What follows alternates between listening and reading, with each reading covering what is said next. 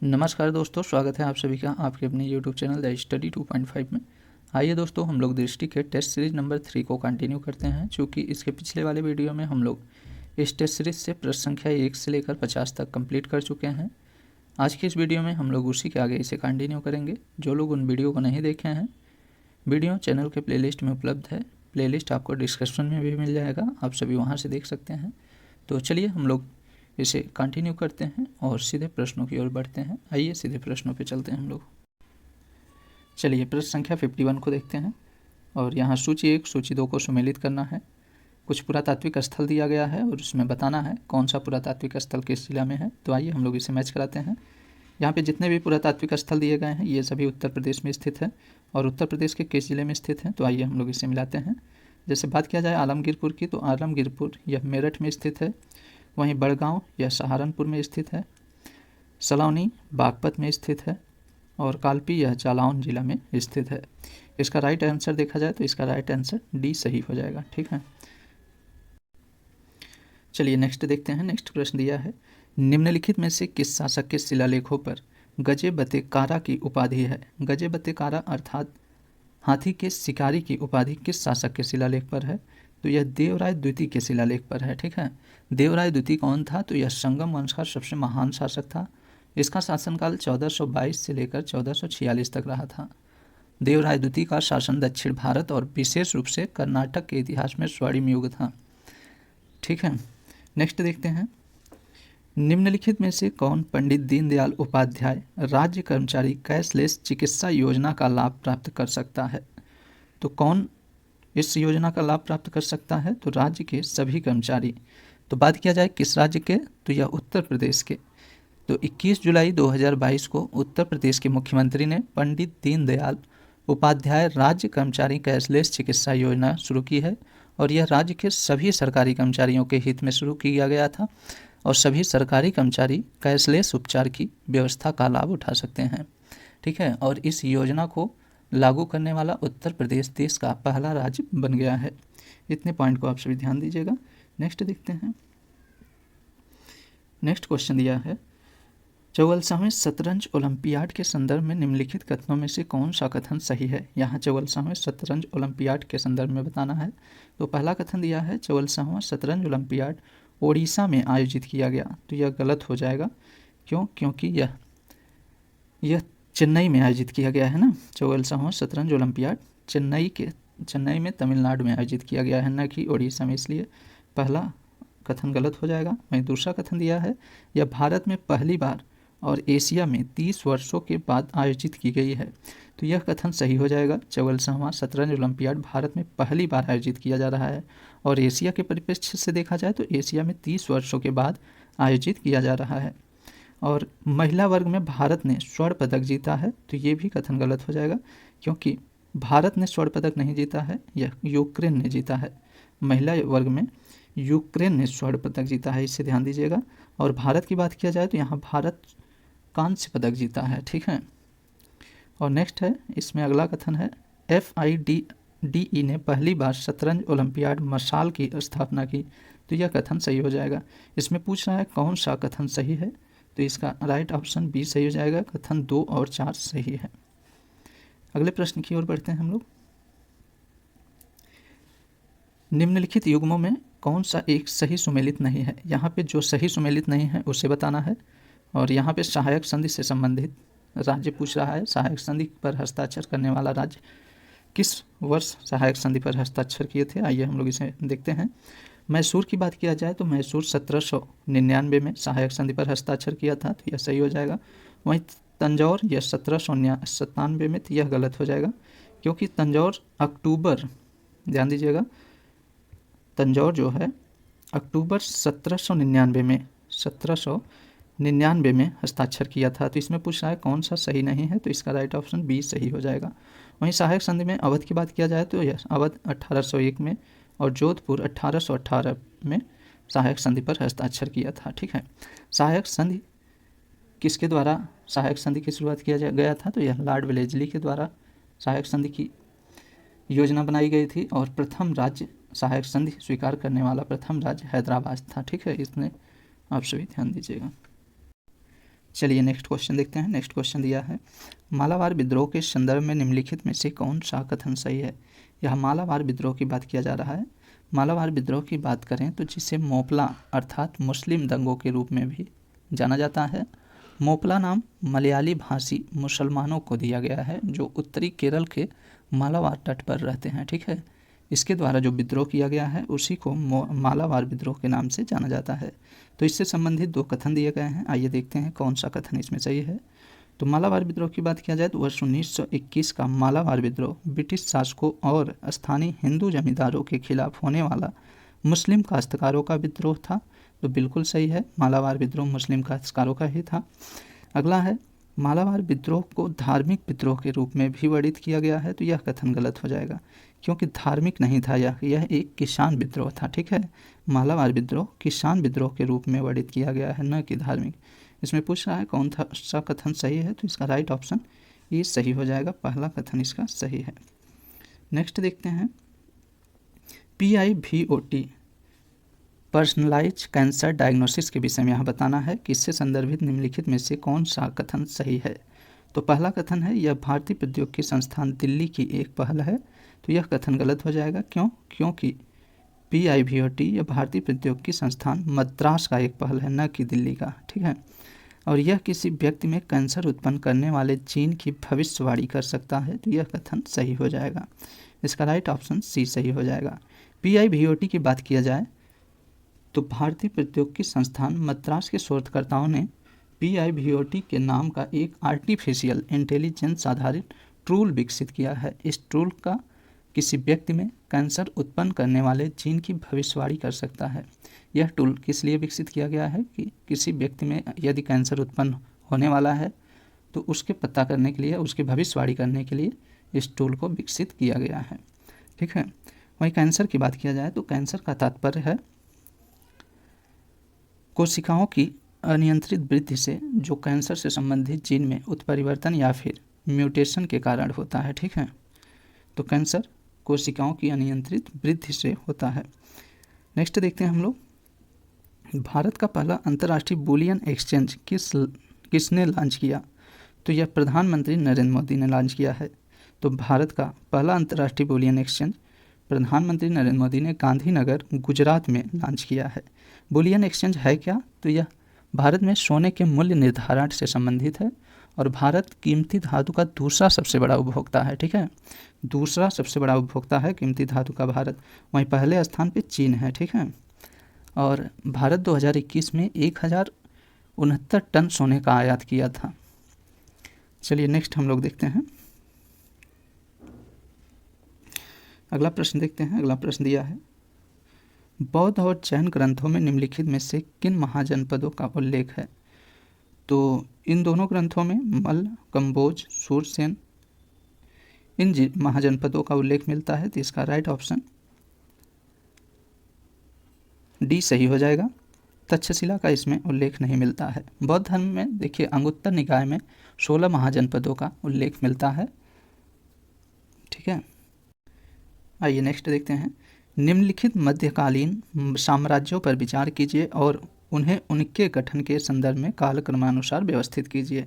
इसमें मामलुक, खिलजी, सैयद और तुगलक वंश संबंधित बताना है, इसके कालक्रम को और इसके क्रम को। तो मामलुक वंश की बात किया जाए तो मामलुक वंश का इसका समय 1206 से 1290 तक था और मामलुक वंश अर्थात गुलाम वंश जिसे कहा जाता है, इसके संस्थापक कुतुबुद्दीन ऐबक थे। ठीक है, ये पहले स्थान पे आ जाएंगे। वहीं खिलजी वंश दूसरे स्थान पे आता है, इसका शासनकाल 1290 से 1320 तक रहा। खिलजी वंश का संस्थापक जलालुद्दीन खिलजी था जो दूसरे स्थान पे आ जाएगा। वहीं तुगलक वंश की बात किया जाए, तुगलक वंश का शासनकाल 1320 से 1414 तक था और तुगलक वंश के संस्थापक गयासुद्दीन तुगलक थे। ठीक है, और सैयद वंश इसका शासनकाल 1414 से 1421 तक था, इसके संस्थापक खिज्र खां थे।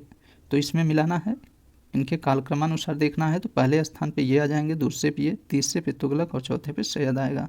तो इसका राइट ऑप्शन बी सही हो जाएगा। ठीक है, नेक्स्ट देखते हैं, सिंधु घाटी सभ्यता के संदर्भ में निम्नलिखित कथनों में से कौन सा कथन सही है, उसे बताना है। तो पहला कथन दिया है, चंदहुदड़ों की खोज NG मजूमदार ने की थी। तो पहला सही हो जाएगा।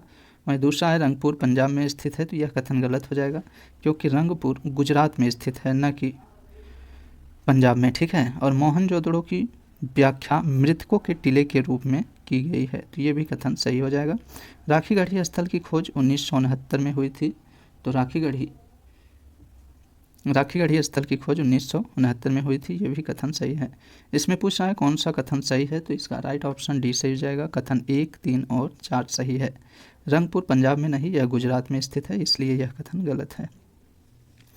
नेक्स्ट देखते हैं, निम्न यहाँ 2 कथन दिए गए हैं, कथन का अर्थ से संबंधित है, आइए देखते हैं। कथन दिया गया है, अलाउद्दीन खिलजी ने अपनी अवधि के दौरान कई बाजार सुधार प्रस्तुत किए, वहीं कारण है उसे बड़ी अस्थायी सेना बनाए रखने की आवश्यकता थी।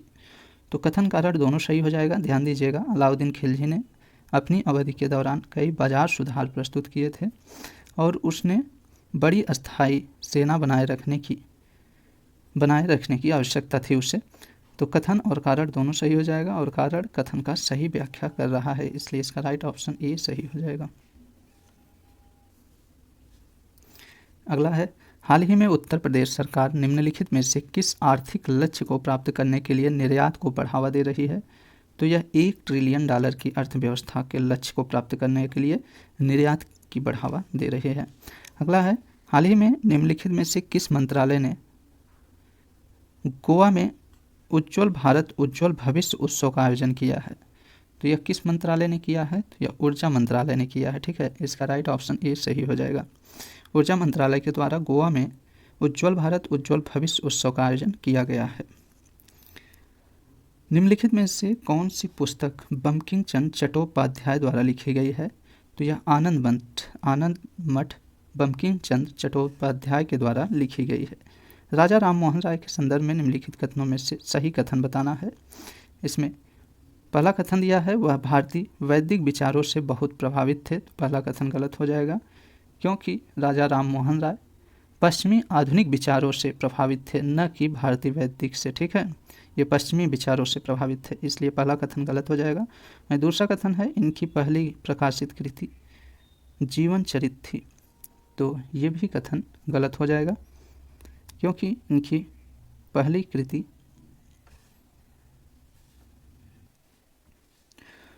तुहफत उल मुहाविद्दीन था, ठीक है। तो राजा राम मोहन राय की पहली प्रकाशित कृति तुहफत उल मुहाविद्दीन था। वहीं तीसरा कथन दिया है, इन्होंने महिलाओं की मुक्ति की दिशा में कार्य किया, और ये सही हो जाएगा। ब्रह्मा समाज आधुनिक भारत का पहला बौद्धिक सुधार आंदोलन था, ये भी सही हो जाएगा, ठीक है। तो इसमें पूछ रहा है कौन सा कथन सही है, तो इसका राइट ऑप्शन ये सही हो जाएगा। कथन 3 और 4 सही है। ब्रह्मा समाज, राजा राम मोहन राय ने ब्रह्मा समाज की स्थापना इन्होंने 1828 में किया था और ब्रह्मा समाज आधुनिक भारत का पहला बौद्धिक सुधार आंदोलन था। नेक्स्ट है, जुलाई 2022 में निम्नलिखित में से किस देश ने यूरो को अपनी मुद्रा के रूप में अपनाने की स्वीकृति दी है? तो यह क्रोएशिया ने की है। वर्ष 2021-22 में कृषि जनगणना का कौन सा संस्करण आयोजित किया गया? तो वर्ष 2021 में कृषि जनगणना का कौन सा संस्करण आयोजित किया गया? तो 11वां संस्करण आयोजित किया गया है, ठीक है। कृषि जनगणना की बात किया जाए तो कृषि की गणना हर 5 वर्ष में आयोजित होती है और इसके पिछला बात किया जाए तो वर्ष 2015-16 में आयोजित की गई थी, जो उसका 10वां संस्करण था, ठीक है। और इस वर्ष 2021-22 में कृषि की गणना 11वां वर्ष है। अगला प्रश्न देखते हैं, प्राचीन भारतीय साहित्य के संदर्भ में निम्नलिखित में से कौन सा कथन सही है? या प्राचीन भारतीय साहित्य के संदर्भ में सही कथन देखना है। तो पहला कथन दिया है, तमिल महाकाव्य सिलप्पादिकारम सत्तनार द्वारा रचित था। तो तमिल महाकाव्य सिलप्पादिकारम सत्तनार द्वारा रचित था, तो यह गलत हो जाएगा क्योंकि यह सत्तनार द्वारा नहीं, यह इलांगो आदिग्ल के द्वारा रचित था। किसके द्वारा? तो इलांगो आदिग्ल के द्वारा। वहीं दूसरा कथन है, पुराणों में केवल सृष्टि की रचना और सृष्टि की प्रक्रिया में सम्मिलित देवताओं के बारे में वर्णन है, तो ये भी कथन गलत हो जाएगा क्योंकि पुराणों में सृष्टि की रचना के साथ साथ विष्णु, शिव, दुर्गा, पार्वती जैसे देवी देवताओं से भी जुड़ी कहानियाँ इसमें वर्णित हैं, इसलिए इसका दोनों कथन गलत हो जाएगा। इसका राइट ऑप्शन डी सही हो जाएगा। अगला है निम्नलिखित में से किस शासक ने गुलरुखी उपनाम अपनाया। तो किस शासक ने गुलरुखी नाम अपनाया था, तो यह सिकंदर लोदी ने अपनाया था। इसका राइट ऑप्शन डी सही हो जाएगा। सिकंदर लोदी की बात किया जाए तो सिकंदर लोदी का शासनकाल 1489 से 1517 तक था। सिकंदर लोदी ने आगरा में, माफ़ करिएगा, 1504 में आगरा की स्थापना की थी और इन्होंने गज ए सिकंदरी नाम के एक पैमाना इनके शासनकाल में गज ए सिकंदरी नाम से चलाया गया था। तो गुलरुखी एक फारसी छंद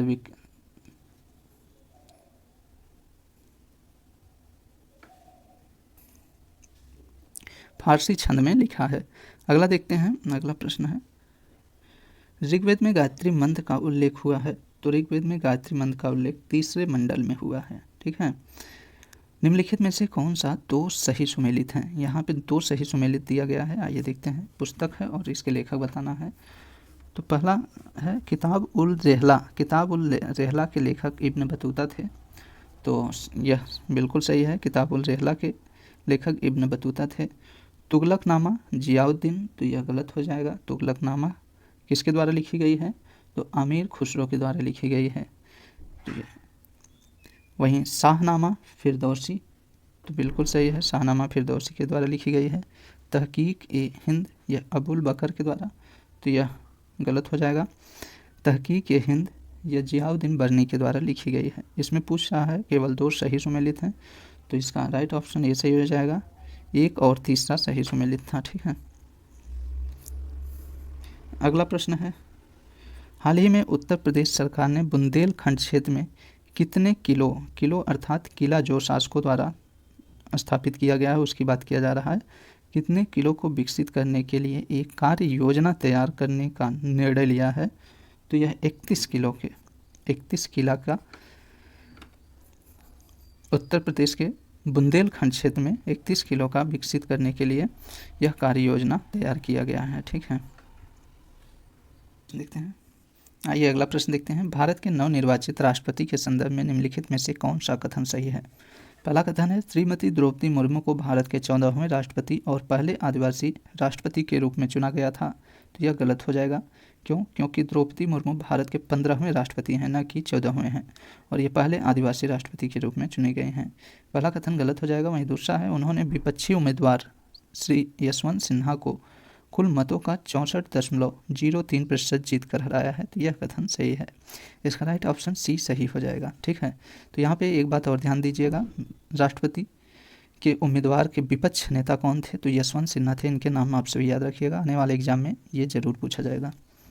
नेक्स्ट देखते हैं हम लोग, यहाँ सूची 1 सूची 2 को सुमेलित करना है। कुछ आदिवासी विद्रोह हैं, उसके वर्ष बताना है।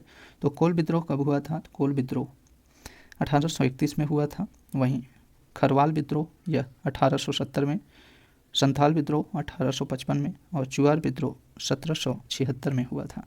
इसका राइट ऑप्शन ए सही हो जाएगा। नेक्स्ट है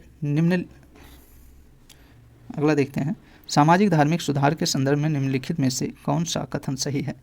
मध्य भारत में सतनामी आंदोलन की शुरुआत घासीदास द्वारा की गई थी और सत्य शोधक समाज की स्थापना ज्योतिबा फूले ने की थी। तो सामाजिक धार्मिक सुधार से संबंधित दोनों कथन सही हैं। इसका राइट ऑप्शन बी सही हो जाएगा। सत्य शोधक समाज की बात किया जाए तो इसकी स्थापना ज्योतिबा फूले ने वर्ष 1873 में की थी।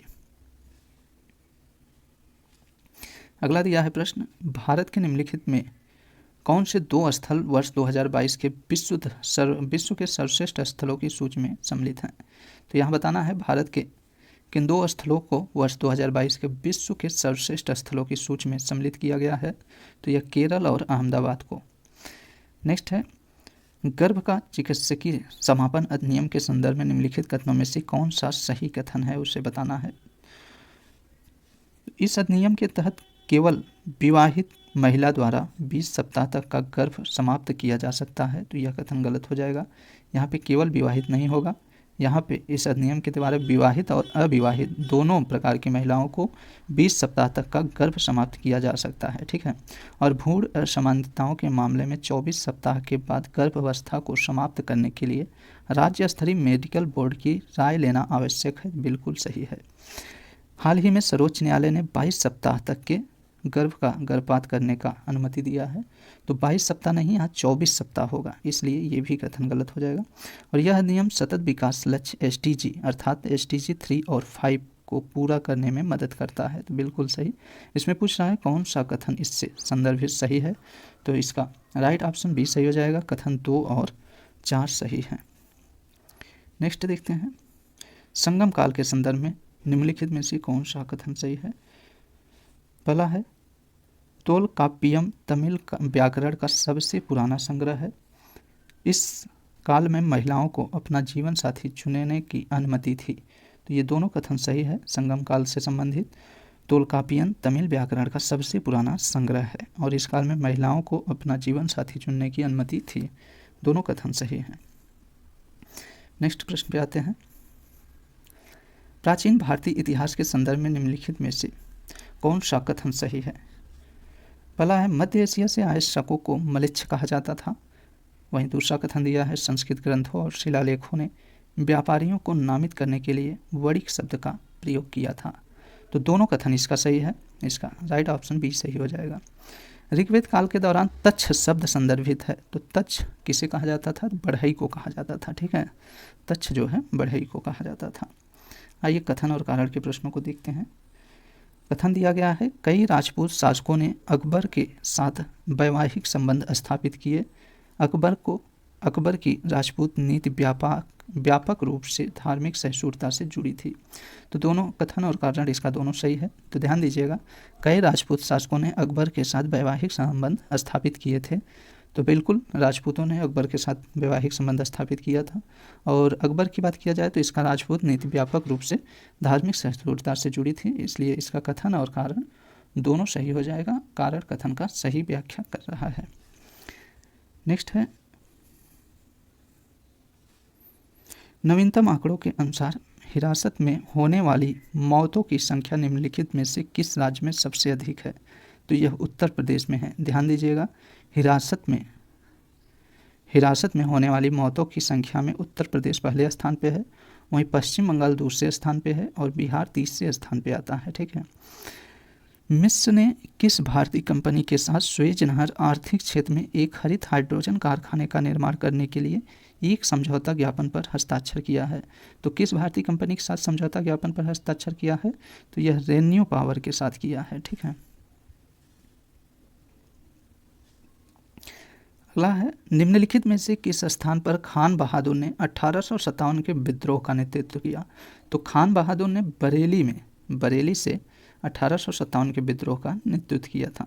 बात किया जाए फैजाबाद तो फैजाबाद से मौलवी अहमदुल्ला और बागपत से शाहमल और दिल्ली से बख्त खान ने 1857 के विद्रोह का नेतृत्व किया था।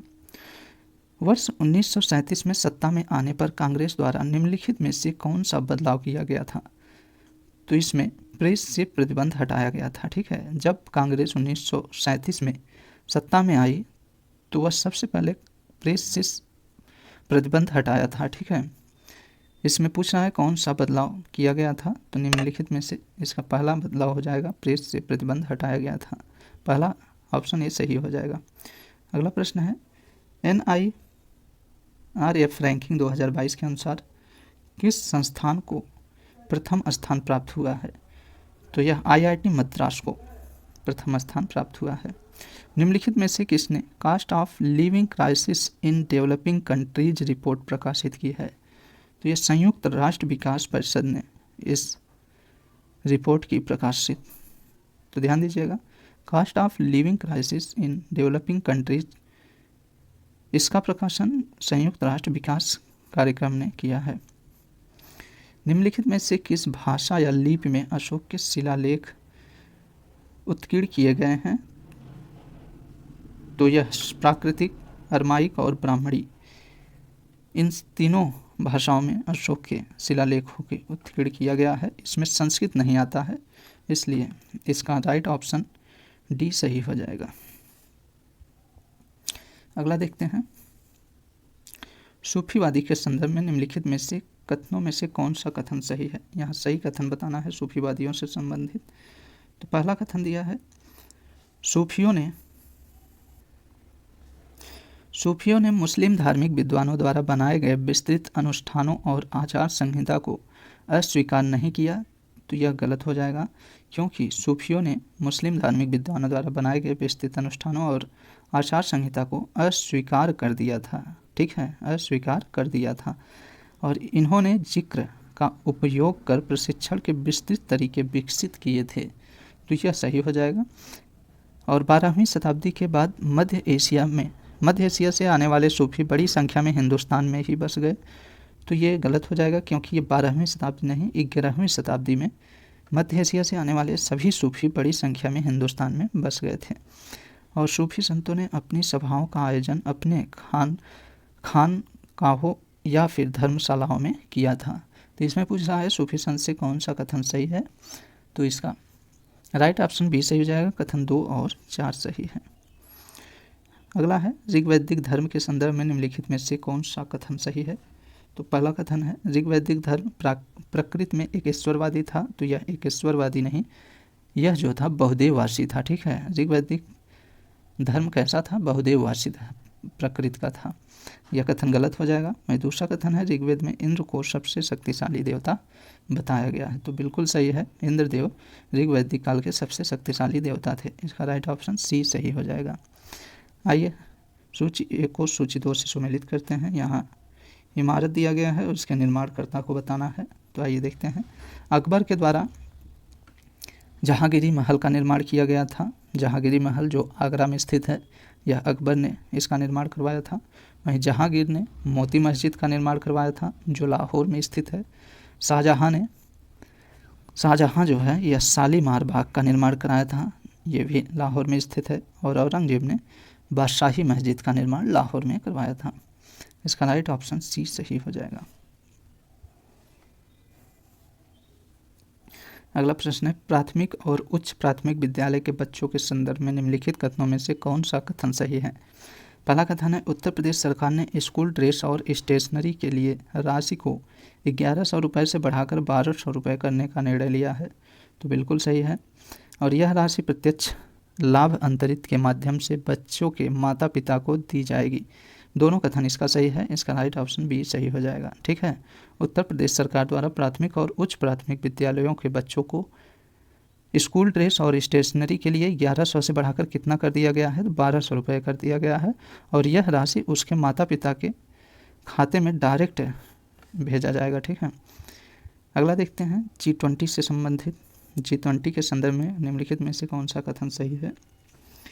G20 की बात किया जाए तो पहली G20 वित्त और केंद्रीय बैंक के प्रतिनिधियों की बैठक भारत की अध्यक्षता में वाराणसी उत्तर प्रदेश में की गई है, तो यह गलत हो जाएगा, क्योंकि यह वाराणसी उत्तर प्रदेश में नहीं की गई है, यह कर्नाटक के बेंगलुरु में आयोजित की गई है। ठीक है, इसलिए यह कथन गलत हो जाएगा। वहीं G20 के लिए अमिताभ कांत को भारत का नया शेरपा नियुक्त किया गया है, यह कथन सही है, इसका राइट ऑप्शन सी सही हो जाएगा। ध्यान दीजिएगा G20 वित्त और केंद्रीय बैंक के प्रतिनिधियों की बैठक की बात की जा रही है, भारत की अध्यक्षता में कहाँ किया गया, तो कर्नाटक के बेंगलुरु में आयोजित किया गया है। ठीक है, और इसे याद रखिएगा, ये आने वाले एग्जाम में यह प्रश्न आप सभी को जरूर मिल जाएगा, क्योंकि ये सब काफ़ी अच्छे प्रश्न हैं, आने वाले एग्जाम में ये ऐसे ही प्रश्न देखने को मिलेगा। G20 के लिए अमिताभ कांत को भारत का नया शेरपा नियुक्त किया गया है, यह प्रश्न पूछा जा सकता है आपसे। ठीक है, आत्मीय सभा की स्थापना राजा राम मोहन राय ने निम्नलिखित में से किस वर्ष में की थी। तो आत्मीय सभा की स्थापना राजा राम मोहन राय कब किए थे, तो यह 1814 में किए थे।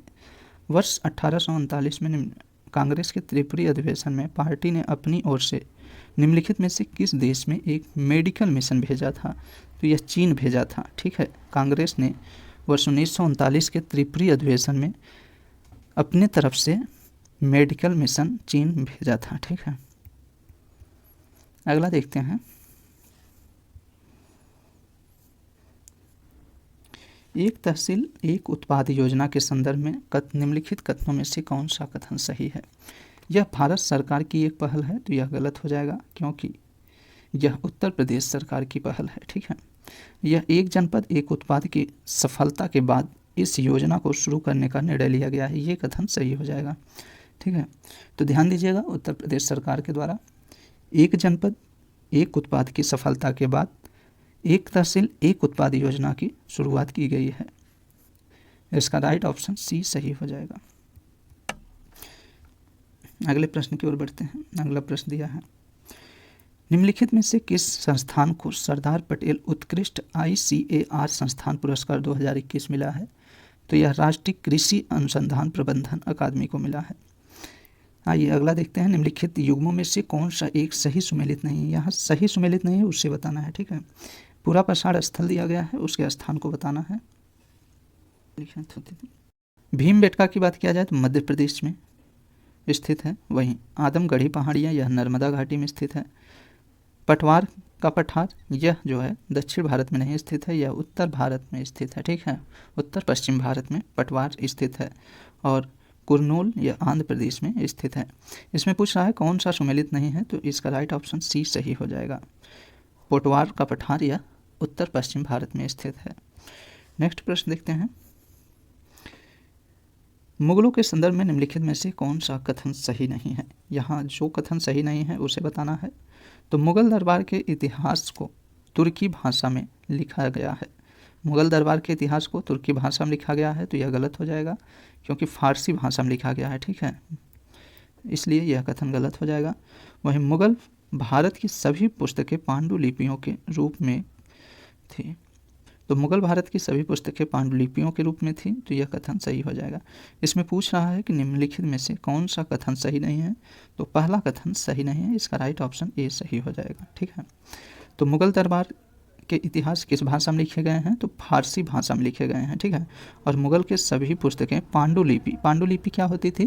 पांडुलिपि वे हाथ से लिखी होती थी, ठीक है। तो मुगल भारत की सभी पुस्तकें हाथ से लिखी होती थी, इसलिए इसका राइट ऑप्शन सी सही हो जाएगा। केवल कथन 2 सही है। चलिए इसके आगे हम लोग नेक्स्ट वीडियो में इसे कवर करते हैं। तो चलिए मिलते हैं नेक्स्ट वीडियो में। दोस्तों यदि आप सभी को यह वीडियो अच्छा लगे तो आप लोग वीडियो को लाइक और चैनल को सब्सक्राइब जरूर कर दीजिएगा और साथ ही में वीडियो को शेयर भी कर दीजिएगा। ठीक है दोस्तों, मिलते हैं नेक्स्ट वीडियो में, तब तक के लिए नमस्कार।